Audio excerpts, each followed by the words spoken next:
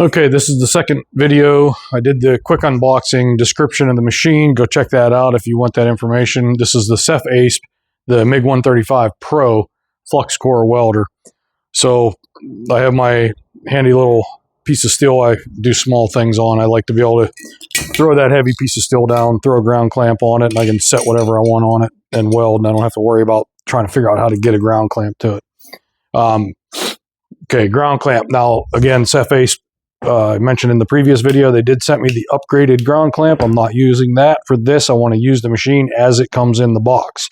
This is available through SefAspe to buy. It's a much better, stronger, just all-around better ground clamp. Value package, flux-core only, no gas. All right, so we have our wire in here. One thing I did want to show you, they did put the fast spool, so when you start your wire, I have the wire started right now. You basically hold your cable out straight. You pull the trigger, it's going to start out slow, and you hold the trigger pulled, and it's going to realize you're not welding, and it's going to go into the fast spool, which is going to run the wire out the torch. So I'll show you that. Pull the trigger. There, you heard it kick into high gear. So now it's running the flux core wire out here. A lot of times I have to take the contact tip off to get the end through, and that reason for that is when you snip your wire, you take the round wire and you snip it and you make it almost like a football shape, and it won't want to come through the hole. Oh, it did though. It came through the hole. All right, so we'll go ahead and snip that off. I'll have to delete a little section of this because I forgot to grab my welding hood. I'll go get that.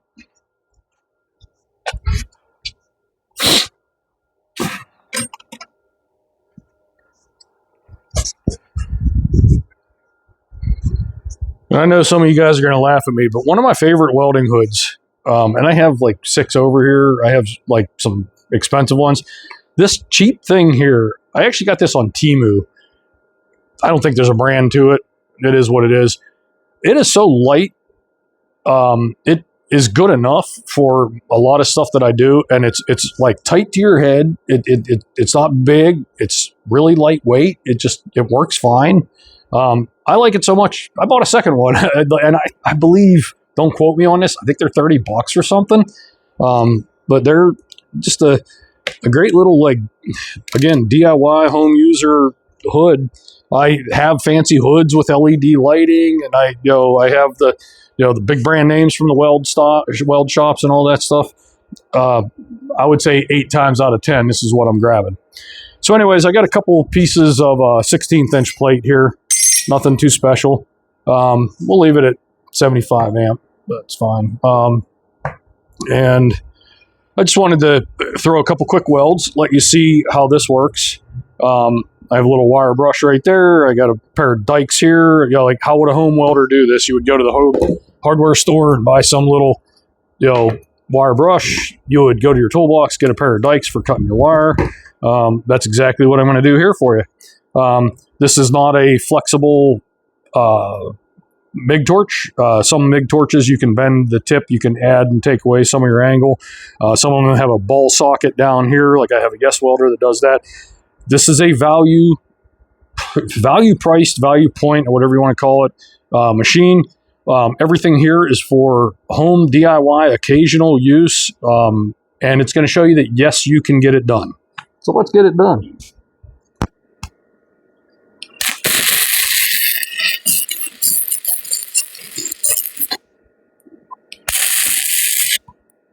I'm actually going to turn her down a little bit, 75 amps, a little bit smoky.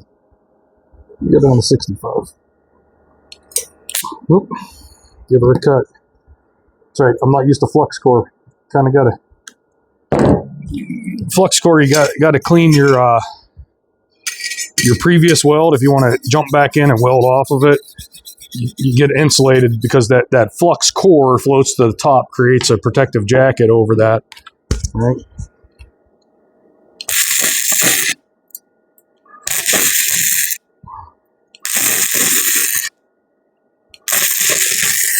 Why am I doing that? I'll tell you why I'm doing that. I created a hole, so what I'm trying to do is fill in my hole.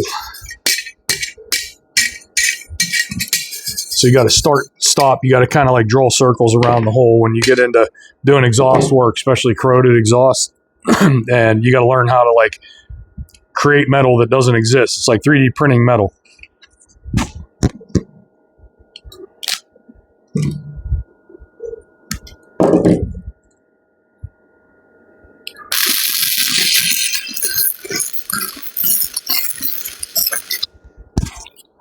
Give her a look. Okay. Give her a brush.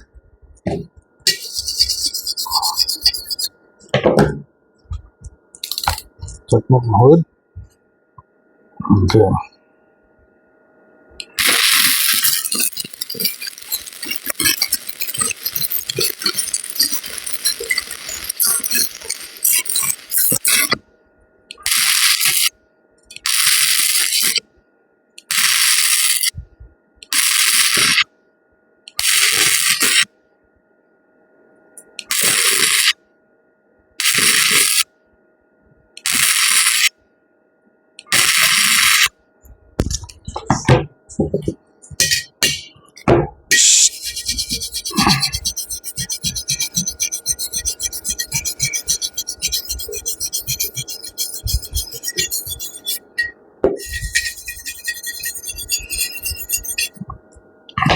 All right. Now, let me see here. Again, I might have to pause. All right, flip her over. Well, the other side. Let's cut our wire.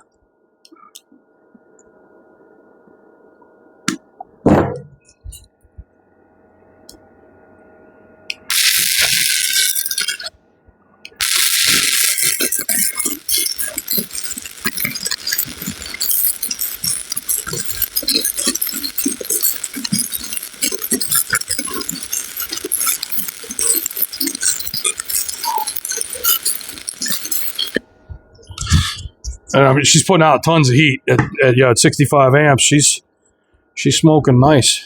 Bought it. It's got plenty of power.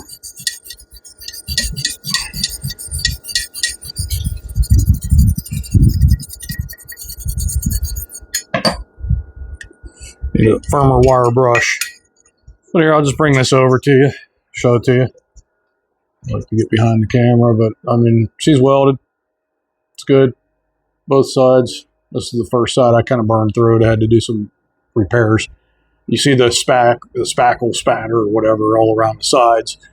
That's typical of flux-core, especially when you're running kind of hot like I am. I mean, let's bring this thing way down. Let's come down to, I don't know, 45. So we'll drop her down to 45. I'm just going to run a bead down the plate. Let's see what it looks like at 45. I should have welding gloves on, huh?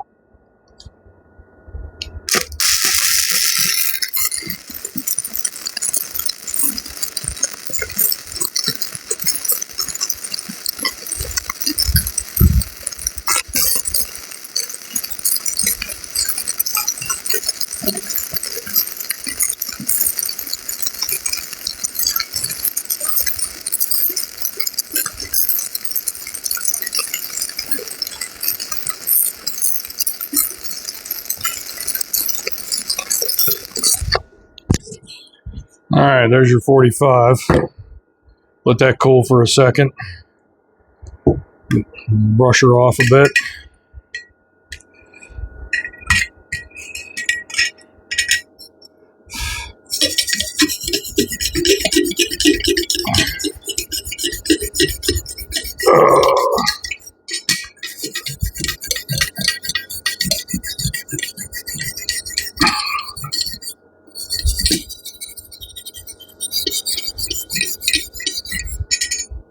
Alright, bring that to you.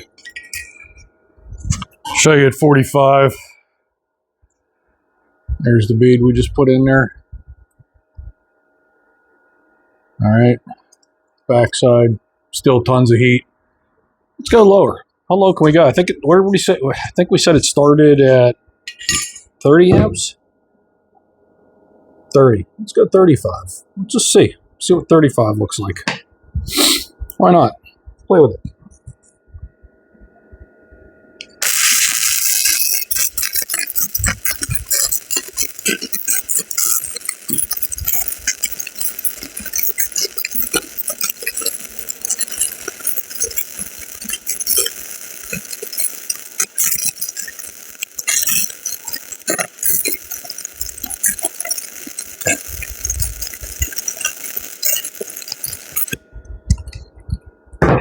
Okay, 35. See my pliers. Okay, now that's starting to get cold, definitely. You see the weld is starting to arc up on us. I'd like the 45 a little bit better. Definitely.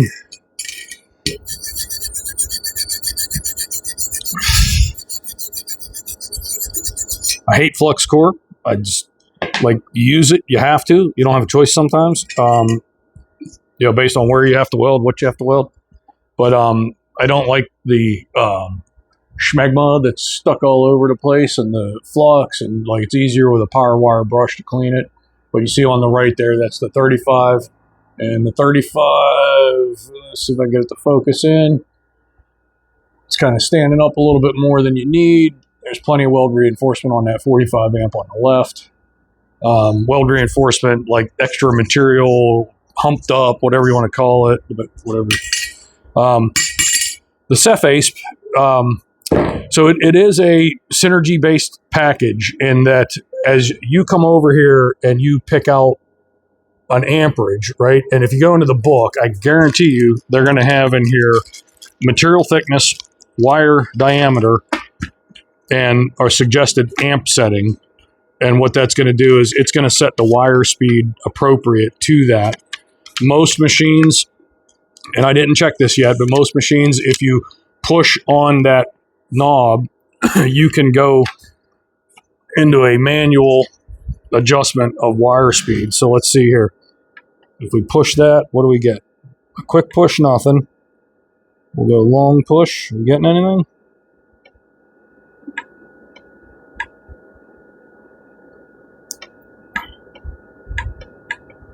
So, okay, I'm not sure why. It's stepping 10 amps at a time. 1, 2, no. Okay, let's go back down to 30. Push, 40. Push. Okay, so it's 10 amp jumps. The 2 is just me accidentally twisting a little bit. So there's your machine. I'll run one more bead just to see. You know what? Actually, I do want to look at something. Turn this off because I have the wire set at 30. And this is, I think it was a 0.8 millimeter. And this is 0.8 millimeter, which I wish they would always put the equivalent millimeter to the equivalent of what's on here. So that, like, this doesn't show 0.8 millimeter, right?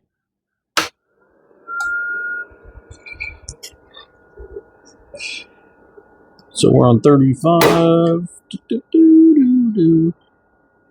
Okay, we're going to come back down. I like that 45. Let's try it again.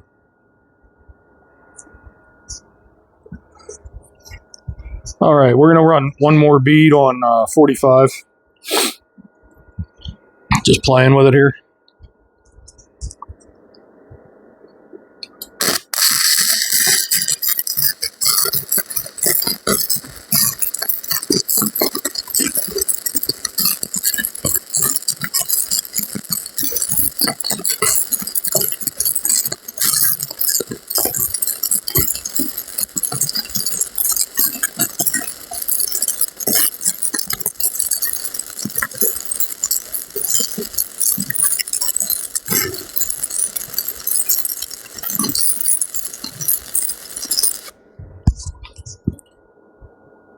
Okay.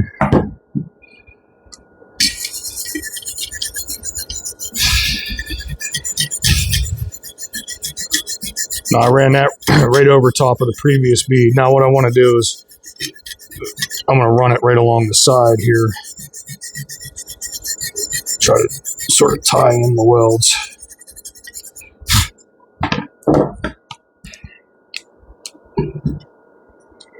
Snip, snip.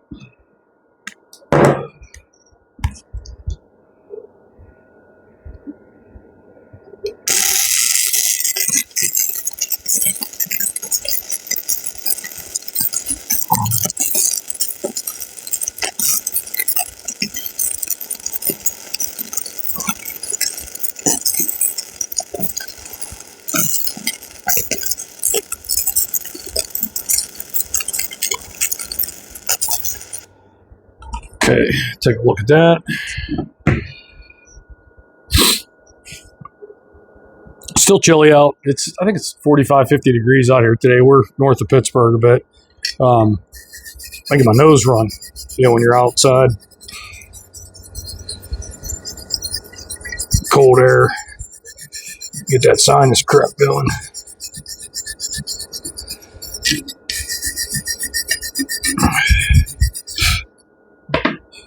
All right. Bring this over to you.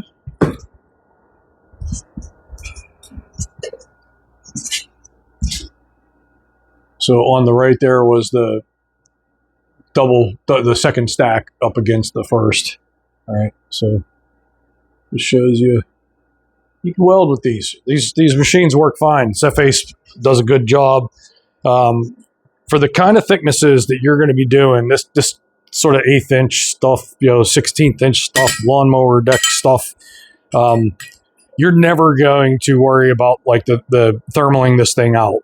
So all the machines have a duty cycle, and what that means is they have temperatures that the software will protect the machine and shut the machine off. They'll thermal off. It doesn't break the machine, but it turns the machine off on you. For doing stuff like this, the types of repairs that most people are going to be doing on the thicknesses that they're going to be doing, you're not going to be anywhere near the thermal limits of this machine. You're not going to be running into the time where it's going to be kicking off and you have to sit here and wait for 5 or 10 minutes for the machine to reset and allow you to continue. If you're doing that, if you're running this machine that hard, you should probably be considering a bigger version of a welder. The fan on this is moving air. It's doing a good job. I'm sure it'll probably take a lot to get this to thermal, because even these small machines with the fans running the way they are, pulling through, most of your weld repairs aren't 10, 15, 20 minute long non-stop welding jobs, right? That's not how it works. Most of your stuff, setup time and cutting, trimming, beveling, doing all the things you do, the weld time is actually probably the shortest time of the job that you're going to do.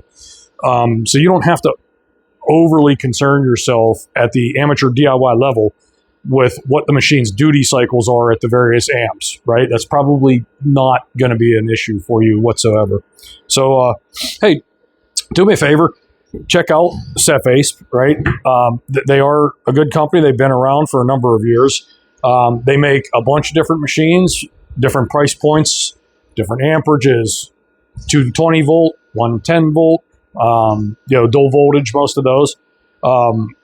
They have a bunch of stuff out there that will suit you, and they give me this equipment to show it to you so that you will consider their brand on your next purchase for your home DIY welding machine. And I would appreciate that too. So do me a favor, like, subscribe, and I got more welders to show you guys, and I'll be running them through, getting some videos going. So thanks a lot. Please hit the like at least. That helps get my videos out there. I really appreciate that. If you don't mind, subscribe. That's great too. I love subscribers. Thanks, guys. Comment also. Also comment. Tell me how bad I am. Tell me how good I am. Commenting moves things up in the algorithm, gets my videos out to more people, just like doing the like. Hitting that little thumbs up, that's a big deal. You don't realize that little thing, that little 1 second thing you do, that helps us. And we like that, and we like you. Thanks.